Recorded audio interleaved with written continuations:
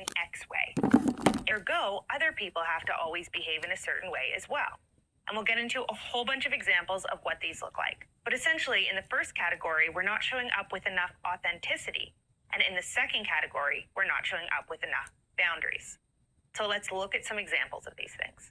So whenever I think of resentment and self-suppression, I think of a conversation that I had with someone years and years ago where they were very frustrated with their boss and felt kind of chronically resentful and preemptively annoyed every time they had a meeting with this person who was meant to manage them.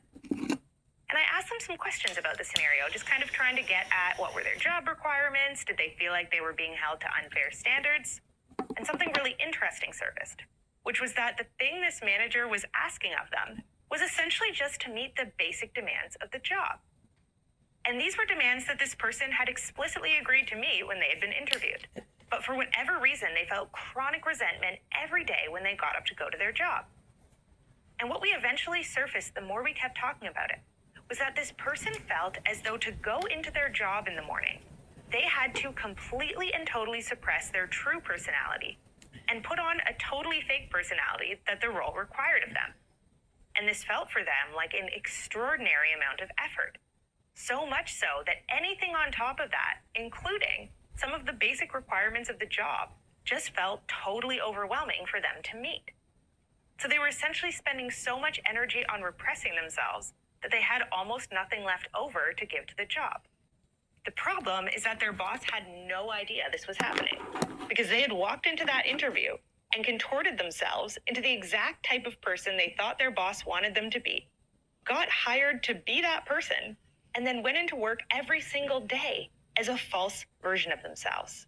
And then any criticism that they faced felt like adding salt to the wound because they felt like they were already doing so much just to keep their real personality hidden that it was unreasonable for them to expect to do anything more. So something I asked this person was, when you were a child, what was it like in your family? What happened if you suppressed your personality and acted like the person your parents wanted to be? And very quickly they went, oh, then all of my needs got met.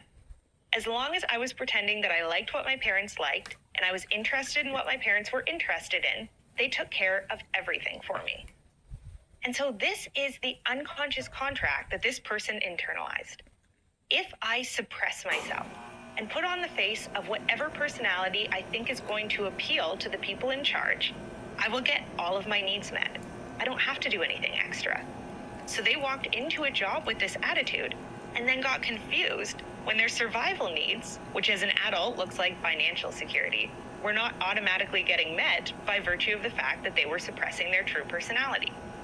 So this type of contract that they had, this contract of I will suppress myself and then you owe me security, kind of follows the formula of I will suppress myself in X way and in return you will give me Y. On a deeply unconscious level, this was what they believed to be true about the world. So other versions of this contract might look like, if I suppress my true personality and act like the type of person I think you want to date, you owe me a commitment. You owe me security. But this is not the only type of contract we might have in the arena of self-suppression. So we'll look at a different example. I once had a friend who was getting chronically frustrated and resentful towards his girlfriend who felt very comfortable when she was angry, expressing her anger and telling him what she didn't like about the relationship. And he felt as though any expression of anger on her behalf was irrational and an overreaction. And I asked him, what happens in your relationship when you get angry with your girlfriend? And he went, well, I don't get angry. Anger is immature. And so he was walking around with this contract. I will suppress my anger in the name of acting mature, and other people have to also suppress their anger. So because I am suppressing myself in this way, everybody else ought to do the same. So this is another type of unconscious repression contract we might have with ourselves. If I repress myself in X way, everybody else ought also to repress themselves in X way, because that is the right way to be. So this person felt like they were doing the right thing in their relationship by keeping their own anger inside, and that their girlfriend was doing the wrong thing by expressing her anger. And so a term that came up a lot in conversations with this friend was the term double standards. he kept claiming that his girlfriend had double standards. And I asked him, did she tell you that she's not okay with you getting angry? And he went, well, no. And I went, okay, have you tried getting angry? And has she told you that's not fine? I don't want you to do that. And he goes, well, no. And so I asked, where's the double standard? And when he really went looking for it in his relationship, he could not find clear evidence that there was a double standard because he had never tried expressing his anger to see what would happen. But my bet is that somewhere in that person's history, there was a double standard. So maybe when they were a child, their parents felt perfectly comfortable expressing anger towards them, but they weren't allowed to express anger in return. So they grew up with this contract that I am not allowed to express anger, but other people, for some reason, feel like they can, and that's not fair. Hence the resentment towards other people for doing what they believed they were not allowed to do. In their version of a fair world, no one would express anger, instead of realizing that actually, in a fair world, they could express themselves the same way everybody else expressed themselves. And this type of contract is not limited to anger, right? I actually used to get really frustrated when I saw people expressing themselves in a very emotive way, because I grew up in a very avoidant, very German family environment where expressing emotion was pretty much always met with rejection of some sort. And I used to get really frustrated when I saw people in the world who were really free and emotive and expressive. And eventually I had to surface that I had the unconscious contract. If you show too much emotion, you get rejected. I have to suppress my emotion, and everybody else should suppress their emotion as well. So this is another one of those self-suppression contracts. I suppress X, so everybody should suppress X. And if they don't, I'm going to feel resentful towards them.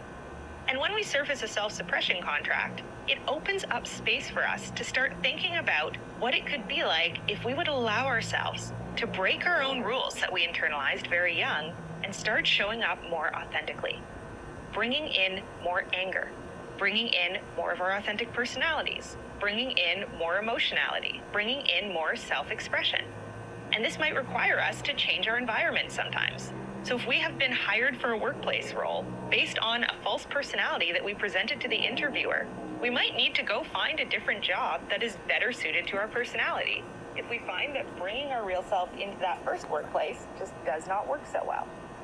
Or if we have self-selected our way into relationships where there are true double standards, in order to bring more of our own energy into relationships, we might have to change something about how we're picking partners. But the antidote to this type of resentment is always more self-expression. So bringing in more of ourselves so that we stop unconsciously expecting other people to behave a certain way based on the fact that we are suppressing ourselves, which, by the way, they often cannot even tell that we are doing. So a lot of the time we have all of this resentment pent up in our minds towards other people who have no idea whatsoever that we are not being authentic with them in the first place. So this can be a really tricky and insidious one, but tackling it tends to take us a really long way towards living in a more authentic capacity. Now, the second type of contracts we want to take a look at today are contracts of overextension. When we are overextending ourselves, what we are not doing is setting enough clear boundaries. So I used to have a contract for myself that went, when someone I love is in trouble, I will always bail them out. That's who I am, that's who I like to be. But the problem is that if I had loved ones who I felt like were not taking enough care of themselves and were not acting proactively to prevent crises from happening down the line, I would get super resentful when a crisis did arrive and I automatically considered myself responsible for going to them and tending to the crisis. But in reality, it was always my responsibility to set boundaries about that. So this type of unconscious contract follows the formula of, I will always do X, so you need to do Y. I will always support you through crisis, so you need to take reasonable precautions to make sure that you do not end up in crisis. Or I will always take your opinion of me to heart, so you have to have a positive opinion of me. And where the antidote to this comes in is when we learn to use discernment. So instead of having that word always in there, once we make these contracts conscious to ourselves, we can start replacing the word always with something that is more conditional, that makes more sense and allows us to set clean boundaries. So I could have that first rule become, I will always show up to help the people I'm close to if I believe that they are also really trying to help themselves. This allows me to support people rather than continue to enable them if they are not interested in taking responsibility. Or I will take my family members' opinions of me to heart if I believe that they have taken the time to actually deeply get to know me and are not just projecting what they want onto me. So I will use my discernment to try to figure out where someone's judgments are coming from before I immediately adopt them. So the always in the original statement changes to an if. And on the flip side of that if is a lot of boundaries that we might need to set. Whether those are practical in nature, I will not give you money to bail yourself out of a situation that you could have prevented, or emotional in nature. I won't take on this opinion of me if I don't believe that the person presenting it to me was operating in good faith. And then the other type of overextension boundaries look like I always do X, so you always have to do X. I am always reliable and on time, so other people have to always be reliable and on time. I am always emotionally present and supportive of the people in my life, so the people in my life have to always be present and emotionally supportive towards me. If not, I will continue to be emotionally present and supportive, and I will start harboring resentment towards them for not doing the same. So once again, what we want to change here is that if not statement. So I will be emotionally supportive towards the people in my life if they are emotionally supportive towards me.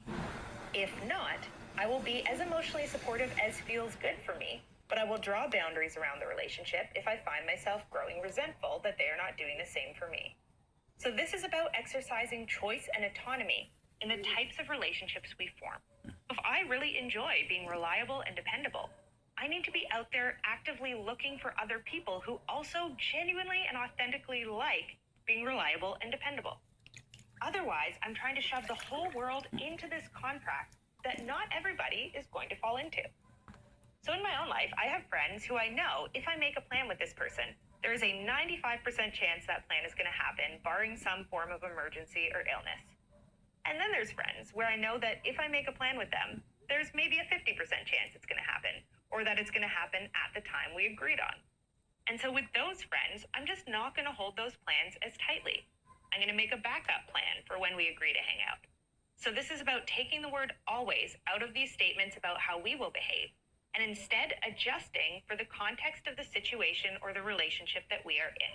But we're going to talk more about that soon. So the next part of this video is going to be talking about how to surface these unconscious contracts for ourselves, and then what to do with them once we figure out what they are.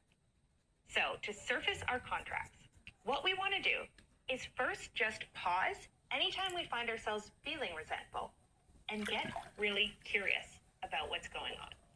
So let's say I text someone and they don't text me back for several hours, but I see that they've been online. What I want to do is stop and just write down in a journal or in the notes app on my phone what I think this person should do. And this is the time to not hold back. You are allowed to be irrational. In fact, it actually works best if you give your irrationality airspace. Now, what this does not mean is that we are believing our own stories about our way being the best of all possible ways. We just want to get clear on what it is that we're unconsciously believing so that we can make it conscious. So I'm going to want to sit down and go, this person should always text me back in a timely manner. Or this person should always respond to my text if they are online. And then, once we've really gotten out what it is that we think the other person should do, we want to do the second half of this statement. So the first half is they should ... The second half is because I ... So this is about figuring out why we feel justified in expecting this behavior from someone else. So something like, because I always respond to their texts right away. And then we want to look at what type of a statement we're making. So they should respond to my texts right away because I always respond to theirs right away is in that last category. I always do X, so they should always do X. And now we know what type of contract we're working with, as well as what type of antidote we need to be looking for. And that's an easy example, but we can find some absolutely bonkers contracts inside of our unconscious minds. I have found some truly bizarre ones, but that's actually a really good thing because the really bizarre unconscious contracts that we're holding on to are often the things that are messing up our lives the most. So you might surface a contract that says something like, I will suppress my entire personality in order to be in a romantic relationship with you. And then you must win me the love of my family by charming them at every event that I take you to that involves my family. Because unconsciously, the reason why we might be dating someone who we're suppressing our entire personality to be around is because we want something out of them that we don't consciously understand we want. And as soon as we make it conscious, it starts sounding bonkers. You should be winning me the love and approval of my family because I am suppressing myself to be with you is not a contract that it would make sense to ask anybody to agree to.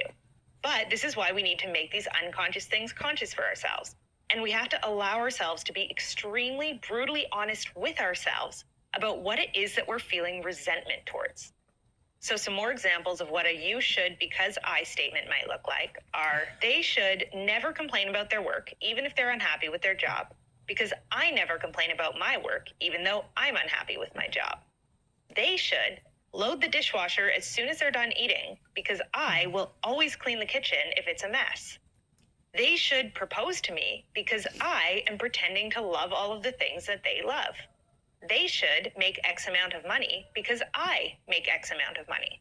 And here's what's interesting about all of this. What I am not implying is that any of these are necessarily things that you have to drop.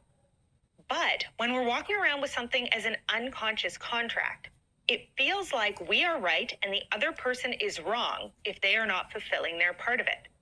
But once we surface these things and make them conscious for ourselves, we can convert them into preferences.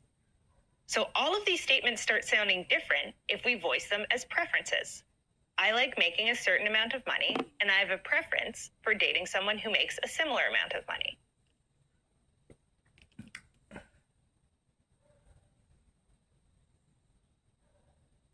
I have a preference for keeping the kitchen clean, so I want to find roommates or people to live with who also want to keep things clean. I have a preference for being reliable and on time, so I'm going to prioritize friendships with people who also try to be reliable and on time. I want my future spouse and I to do a lot of the same activities together, so I'm going to prioritize trying to find someone to date who authentically likes the same things that I like. All of these are not only perfectly reasonable, but they put the power back in our hands. Because instead of deciding that everyone has to act the way we have decided is the right way to act, we can go out actively searching for people to bring into our lives who just naturally share our preferences and wants. And this is exactly how secure people operate. It's not that they get along with everyone else who's secure. It's that they have their desires and preferences consciously available to them. So they go out into the world, and in most cases, they're explicit and honest about what it is they're looking for, what matters to them, what's important to them. And then if someone else does not share those preferences, they don't decide the other person is bad or evil or has to change. They just adjust their own boundaries accordingly.